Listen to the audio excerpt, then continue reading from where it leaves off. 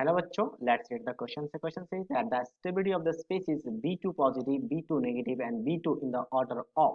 तो किस ऑर्डर में होगा, हमें इनकी स्टेबिलिटी पूछा गया है। तो अगर कोई भी आपको ऐसा स्पेसिस दिखे जो आपका डायटोमिक हो और नंबर ऑफ इलेक्ट्रॉन 20 से कम हो, तो हम डायरेक्टली यूज कर सकते हैं आपके पास MOT थ्योरी।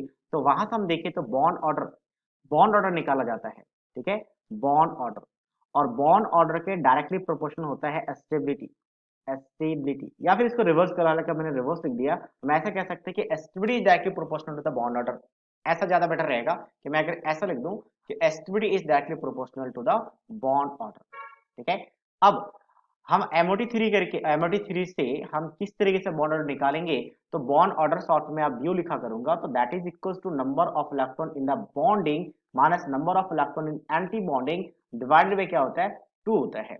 अब इलेक्ट्रॉनिक कॉन्फ़िगरेशन लिखना पड़ेगा, तो मैं B2 से स्टार्ट करता हूँ। ठीक है, B2 बोरोन का एटॉमिक नंबर कितना होता है, 5 और 2 है, तो मतलब एक बोरोन में 5 इलेक्ट्रॉन, 5 एटॉमिक नंबर, तो दो बोरोन में नंबर ऑफ इलेक्ट्रॉन कितना हो जाएंगे, 10 हो जाएंगे।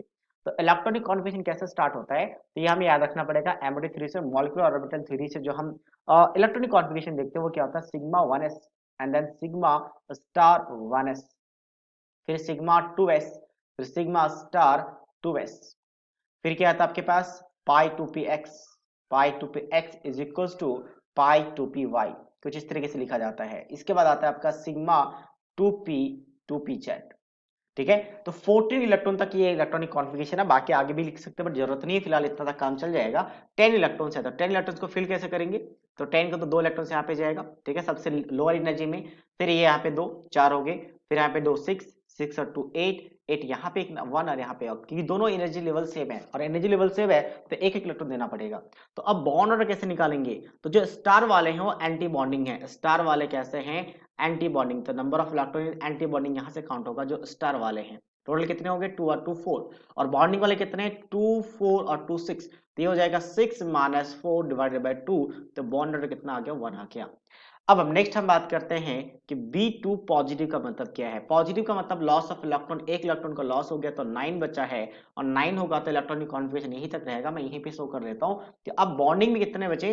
तो बॉन्डिंग की बात करें तो बॉन्डिंग में बचे 5, एंटी बॉन्डिंग में तो 4 ही है, डिवाइडेड बाय 2, तो कितने बन गए आपका 0.5। सेम ऐसे ही हम बात करते हैं B2 नेगेटिव का, तो नंबर ऑफ इलेक्ट्रॉन B2 में 10 है। नेगेटिव मतलब गेन ऑफ इलेक्ट्रॉन, तो एक इलेक्ट्रॉन का गेन होगा तो 11 हो जाएगा। तो बॉन्ड ऑर्डर कितना बन जाएगा, सो दैट इज यहाँ पे अब एक था, इतना था 10 के लिए, 11 है तो एक इलेक्ट्रॉन यहीं पे जाएगा, ये बन गया। मैं यहीं पे शो कर दिया मैंने, तो 6 अब 7 इलेक्ट्रॉन आ गए बॉन्डिंग में, और एंटी बॉन्डिंग में तो अभी भी 4 ही है, डिवाइडेड बाई 2, तो ये कितना आ जाएगा आपका 1.5। तो बॉन्ड ऑर्डर सबसे हाईएस्ट इसी का है, तो दैट मींस स्टेबिलिटी ऑर्डर की बात करें तो B2 नेगेटिव का सबसे ज्यादा होगा। फिर बॉन्ड ऑर्डर B2 का है तो B2 आ जाएगा, और सबसे लास्ट में क्या आ जाएगा, B2 पॉजिटिव। B2 positive. अब ऑर्डर की बात करें तो ऑर्डर कहां पे मैच कर रहा है, B2 negative, B2 positive, that is option B. So option B is the right answer of this question. So I hope you understood it well. All the best.